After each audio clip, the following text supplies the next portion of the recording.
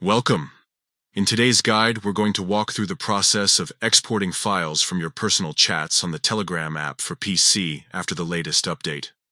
If you've been wanting to back up your conversations or simply save your shared files in an organized way, this step-by-step tutorial will make it clear and simple.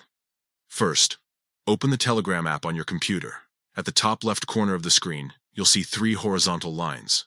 Click on those lines to open the main menu. From there, scroll down and select Settings. Once inside Settings, look for an option called Advanced and click on it. This is where Telegram stores some of the more in-depth tools you can use.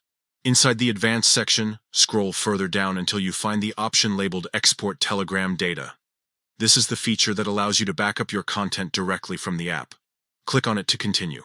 Now, you'll see different categories of data you can export, such as chats, files, and other options.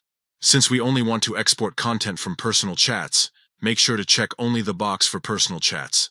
Next, scroll down to the section that asks what type of data you'd like to include in the export.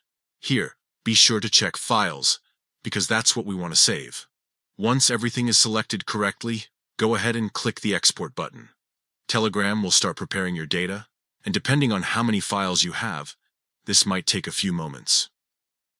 Once the export process is complete, you'll see an option to view everything that was saved. Simply click on Show My Data, and you'll be taken to the folder where your exported files are located. And that's it. You've successfully exported files from your personal chats on the Telegram app for PC. This method saves your important files in a safe and accessible way, whether you want to archive old conversations or just store backups for later use.